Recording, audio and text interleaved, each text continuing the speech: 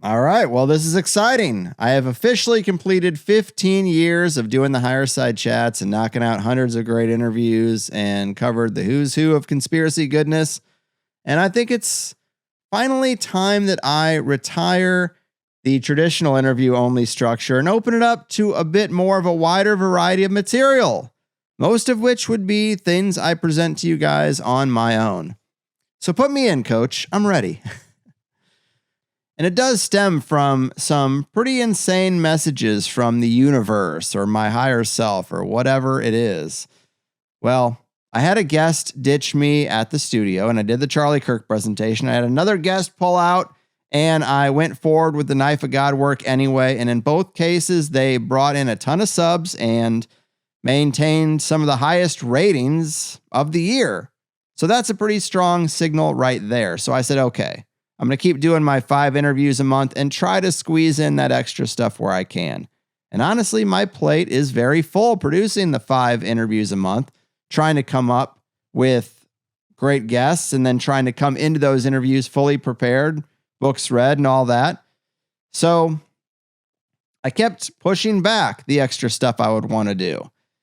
Then we come to the events of last month, December 2025. Look, I've been in this a while. I know to make sure I'm always ahead of schedule with interviews, especially in the holiday season. 15 years I've been able to do it. But just in December, I had one guest suffer a massive medical emergency, thoughts and prayers, and that interview couldn't happen. I had another guest cancel the day before because he had better opportunities and then popped up on 3 other shows that week. Not even mad at it, but it does make me less enthusiastic about doing an interview myself because you've already done all the shows. That's fine. But then I had another guest show up, start the interview, and then as soon as we got to the first question, they froze up and said they were just too nervous and asked if we could call it off. No shade at anyone. Do what you got to do. I'm not even mad at it. But all 3 of these situations were actually quite rare when I think about it. And all this time, I've never had a guest clam up and want to get off the call with me. I understand. I get nervous doing my own show sometimes. And when I think about it too much, you can tell in my cadence. And if I have a big guest to talk to, I definitely can talk myself into nervousness. But this all came right at the worst time of year and made it really hard to get December done on time and left me a big hole in January. So again, pretty strong signal trying to get my attention. And I'm talking to my wife and getting all this anxiety and complaining that I started this show so I could have total freedom over what I do for work. And I felt like I did for a long time. No daily alarms, no 9 to 5, no bosses, etc. But I have commitments each month that rely on other people that I don't really know, who don't really know me and don't really care about what I have to get done. So sometimes I do have to scramble and say yes to interviews that I know won't be the best because 5 is the number.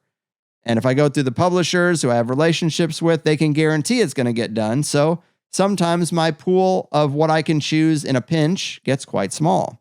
And I told my wife I was thinking about going down to 4 interviews and doing 2 presentations a month, one for free and one plus. And it was her genius idea to say, why make a big announcement about a small change and lock yourself into another rigid structure when you could just say 5 free hours of content a month and 5 paid a month and just do whatever you want for that content. And it felt quite freeing to even think about it that way. Because listen, the interview format is a bit played out, more so than it was when I started 15 years ago.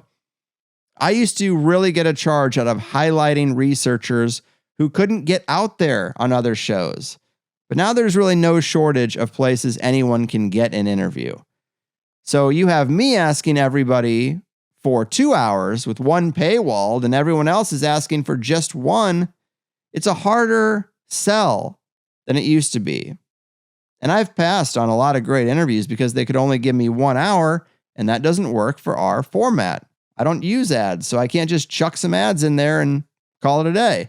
Now, if I say I'm going to step up and do my own solo stuff, various presentations, what I might just call book reports of great works, whether the author is either dead, won't do interviews, or doesn't even speak English in a couple of cases that come to mind, then I have a lot more freedom over making sure I meet my commitments to Plus people on my own time by myself.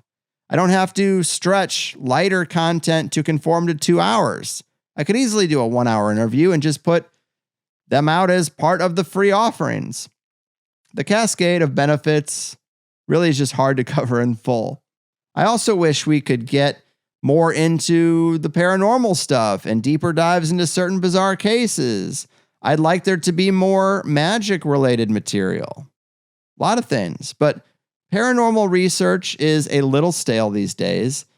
Those are the kinds of interviews where after an hour, we're sort of just spitballing about the same old ideas and possibilities. And the magic community is kind of notorious right now for having really backwards politics, and I just don't want to get into all that.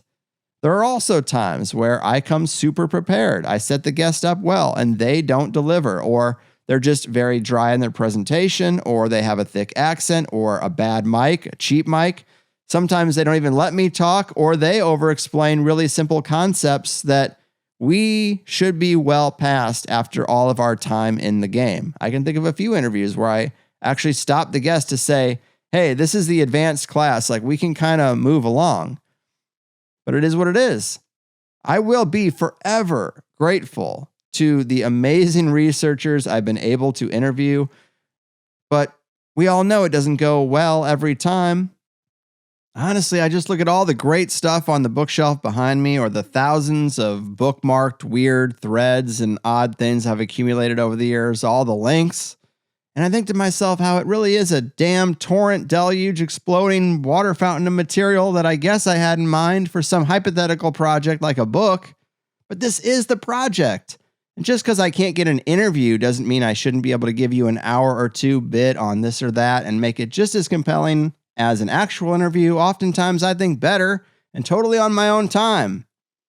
So if you're willing to do the old Aladdin trust jump with me here and compromise on the premise of what the THC schedule has always been, I think we're going to have a great time. So the free feed and YouTube and Spotify and all the publicly available places will get 5 free hours of stuff from me every month, because you can't silo yourself off behind a paywall, and you got to feed the top of the funnel, as the digital marketing people tell me. And then the Plus feed will have all that stuff and 5 more hours of material. No need to subscribe to 2 feeds. And I hope you've just come to trust me and look forward to the changes. I want to fall in love with my job again, and this has certainly given me the special tingle. I am going to drop the idea of some stoner pun sub-branding and probably just use very clear labels like book report or special presentation plus bonus, because I want people who like a certain thing to be able to search that term in their podcast apps and get all the content of that type. I think that makes sense. I might even try to do a big show every month that goes into smaller things happening and playing news clips and going over crazy threads that I find. Maybe it's an hour, or maybe I do 10 clips and threads and 5 are free and 5 are paid. That's something I'm considering also. I might even call it culture scrying, just the old Carlwood feeling around in the zeitgeist for the things that we find interesting and then presenting them. There's not a lot more to say. I am super grateful for all the great guests and the listeners, and we will still have a lot of interviews. But most of the Plus members have stuck with me for many years because they like me and the way I do things, and I think I can step up and give them more. Luckily, I have the Plus rating system, and the numbers don't lie in terms of subs, and I think I can be pretty objective about how it's going, and let's give it a year and see if THC is better off or worse off. I can always drift back to the traditional format if people don't like my own stuff, but every signal I'm getting from whatever is sending signals is telling me that this is the move. People just aren't compelled to sign up for Plus for an extra hour of this guy or that who's on 50 other podcasts, even if they consider my interviews to be better. So I'll do some things that are much harder to replicate and much more under my creative control. All right, so that is it. That is the big announcement and the pivot that I'm making, and I will see you on the other side. In fact, I already have the first 2 presentations in the works, and at least one of them, free or plus, is what you will see next. Brace yourself, and thanks again for sticking with me as long as you have. Cheers to a beautiful THC future, and I'll see you on the other side.